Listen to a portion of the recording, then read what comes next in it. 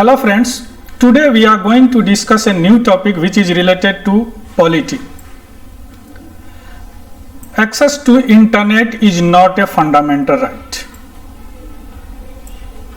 Why this news appear in current affairs? क्यों हम लोग current affairs में पढ़ रहे हैं इसको?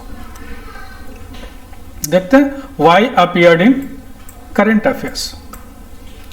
Because the Supreme Court has recently formed a committee to look into the demand for allowing 4G internet service in J&K.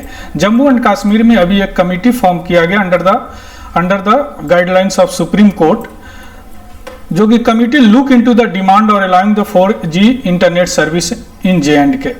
Access to internet is essential in this ongoing pandemic situation where peoples are dependent on it for the education, health, finance and other reasons. Because the pandemic situation में access of internet essential हो गया है, जरूरी हो गया. Many have demanded access to internet is a fundamental right. However, we must distinguish in the two issue. लेकिन हम लोग दो इशू में अंतर करना चाहते हैं. Right to access internet and access internet is a certain space. Internet को एक्सेस करने का राइट और इंटरनेट को एक्सेस करने का right at the certain speed. ये करंट अफेयर्स में इसलिए अपीयर्ड हुआ. अब इसका फ्लैशबैक थोड़ा सा देखते हैं क्यों ये आया. बिकॉज द अर्ली 2020 शुरुआत में 2020 के supreme court delivered a judgment. वो जजमेंट का नाम है Anuradha Bhasin and others versus union of India on the primarily the issue of citizens right of the freedom of speech and expression under article 91A. Under article 91A अनुच्छेद 19(1)A में freedom of expression and speech का right दिया गया हुआ. Right to carry on any trade on business under article 91G में दिया गया है, किस कोई भी बिजनेस करने का अधिकार of the constitution of India using medium of internet. अब इसको इंटरनेट के मीडियम से करने का द कोर्ट डिसाइड किया the freedom of speech and expression through the medium of internet is A integral part of article 91A. ध्यान दीजिएगा, integral part of 91A and accordingly any restriction on the same must be in accordance with the 19(2). चूंकि किसी भी right को इस 91 को reasonable restriction लगाया गया अंडर द आर्टिकल 91(2). तो freedom of speech and expression का अधिकार मीडियम ऑफ इंटरनेट के माध्यम से करने का वह इंटीग्रल पार्ट है 91A का, लेकिन उसमें भी रेस्ट्रिक्शन लग सकता है according to 91(2). The court also decided the freedom of trade and commerce through the medium of internet also constitutionally protected under Article 91G. Article 91G में constitutionally संवैधानिक प्रोटेक्टेड है, लेकिन यहाँ भी रेस्ट्रिक्शन प्रोवाइडेड अंडर आर्टिकल 91(6). यहाँ भी restriction लग सकता है. If it protected the right to use internet as a medium for fulfil of our fundamental right, specially freedom of speech of expression, freedom of trade and commerce. Thereafter it has been, इसके बाद में बहुत widely reported किया गया and ऐसा विश्वास किया गया कि कोर्ट जो डिक्लेयर किया है वह internet as a fundamental right, but it is factually incorrect. लेकिन ऐसा नहीं है, because court in its own word said none of the counsel have argued for declaring the right to access the internet as a fundamental right and therefore we are not expressing any view on the same.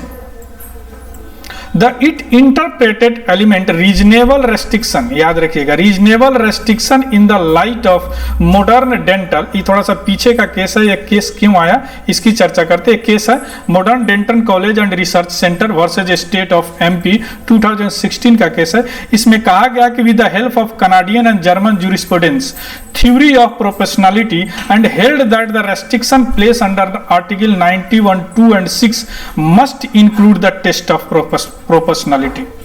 Test of proportionality होता है कोई भी reasonable restriction और कोई भी अधिकार को एक प्रोपोर्शन में चेक किया जाता है कि ऐसा नहीं कि किसी चीज को आप रेस्ट्रिक्ट कर रहे हैं तो किसी का अधिकार को वायलेट हो रहा है. तो this is called the test of proportionality. तो इस केस में कहा गया कि क्या आर्टिकल 91, 2 और 6 जो लगाया जाता है reasonable restriction on the access of the internet, वो टेस्ट ऑफ प्रोपोर्शनलिटी है। In further held any order, लेकिन कोई भी ऑर्डर जो सस्पेंडिंग करता है internet service indefinitely under the temporary suspension of telecom service, public emergency और पब्लिक सर्विस रूल 2017, इसके अंतर्गत कोई इंटरनेट सर्विस सस्पेंड होता है, यह जुडिशियल रिव्यू के लिए ओपन होता है। It will be open for judicial review and will be subject to principle of proportionality. यहाँ यह प्रोपोर्शनलिटी में चेक किया जा सकता है। No, so nowhere did the judgment touch the issue of right to access internet as the fundamental right under the constitutional framework। यहां से यह इशू एराइज हुआ कि right to access internet as a fundamental right under the constitutional framework. अब देखते हैं कि is right to access internet is a fundamental right. क्या यह फंडामेंटल राइट है? No, right to access internet in India is not at fundamental right. At least अभी तक ये फंडामेंटल राइट नहीं है इन इंडिया। अब इसको थोड़ा सा करने के लिए कुछ इंटरनेशनल लॉ और रिपोर्ट देखेंगे, जिससे पता चलेगा कि right to access internet in India का क्या कंडीशंस है regarding the international law and reports. पहला आता है मिस्टर विंटन जी सर्फ। इनका एक रिपोर्ट आया था 2012 में, wrote in the opinion New York Times saying the internet access is not human right as it doesn't meet the higher threshold nor is it essential for human to live a meaningful and dignified life। इन्होंने तो कहा कि right to access internet is not a human rights। For him any technology is enabler, means that to right but not right itself। इन्होंने कहा कि कोई technology enabler होता है, वो मुझे आगे बढ़ाता है, इनेबल करता है, इसका मतलब वो राइट है, अधिकार है, but not right it itself, लेकिन अपने आप में वो कुछ अधिकार नहीं है। दूसरा एक रिपोर्ट देखते हैं, मिस्टर फ्रैंक रू का रिपोर्ट है। इन्होंने कहा कि Frank Rue report in the human right council 2011 का रिपोर्ट है। इन्होंने कहा on promotion of protection of the right to the freedom of opinion and expression recommended that the nation should work along with private sector to increase access to internet to rural area and among the most disadvantaged section on society to narrow the digital divide that exists in society। इन्होंने कहा कि private sector और सरकार nation अपने level पर access to internet rural area और disadvantage section है वहां प्रमोट करे, वहां लागू करे, वहां आगे बढ़ाए, चूंकि डिजिटल डिवाइड को नैरो करने के लिए। इट एम्फेसाइज्ड, उन्होंने जोर दिया that international human right legal framework does not identify access to internet as the human right. International human right legal framework अभी तक ऐसा पहचान नहीं कर पाया, नहीं आइडेंटिफाई किया कि access to internet as a human right. Still state must develop concrete strategy, जबकि स्टेट स्ट्रेटजी डेवलप कर सकता है to make internet widely available, accessible and affordable of all based on principle of non discrimination of any kind including race, colour, sex, language, disability and economic reason of any other status. इन्होंने कहा कि international human right कभी access to internet as a human right इसको कभी identify नहीं किया, लेकिन state must develop concrete strategy, लेकिन स्टेट स्ट्रेटजी डेवलप कर सकता है on the principle of non discrimination of any kind, जैसे race, colour, sex, language, disability पर इंटरनेट एक्सेस दीवार नहीं हो। ऐसा नहीं हो कि internet access on the accordings of the race, colour, sex, language, disability and economic origin. अब एक और होता है world summit of the information society, international telecommunication union का एक समिट होता है, उसको देखते हैं। तो world summit of the information technology 2016 adopted a resolution aiming that the bridge the north-south divide by means the international cooperation while empowering the poor to access information and communication technology.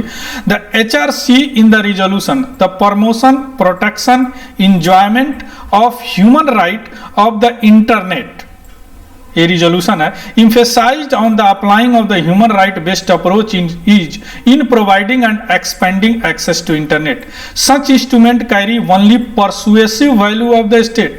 ये सारी चीज जो है persuasive value of the state, यानी state को ही इस पे काम करना है, it's not a fundamental right.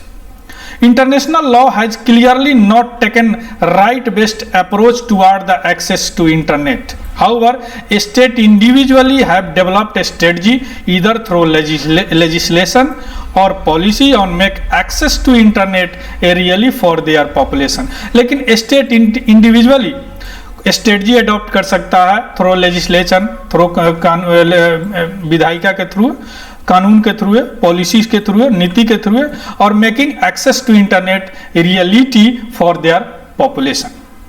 अब यहाँ पे इन सारी चीजों को मानने के बाद एक यूनिवर्सल सर्विस का कंसेप्ट क्लियर उभर के आए सामने.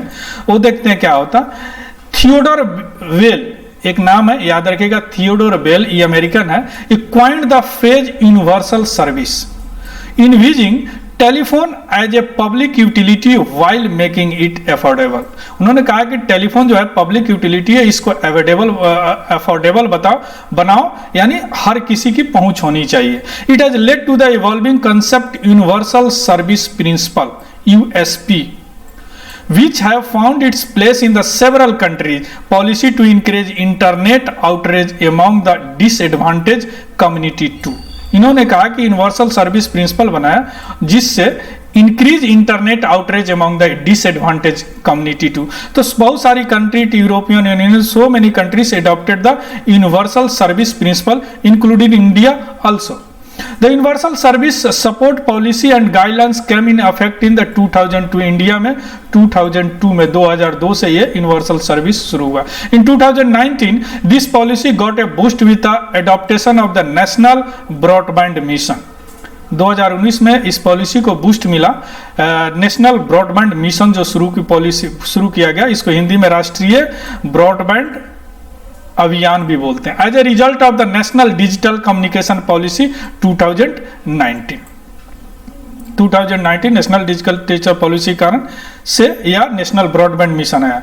इसका 3 है, universality, affordability and quality are the pillar of NBM. National digital policy का 3 पिलर है, 3 स्तंभ है. यूनिवर्सलिटी सबके लिए, अफोर्डेबिलिटी सबके लिए, और क्वालिटी सबके लिए.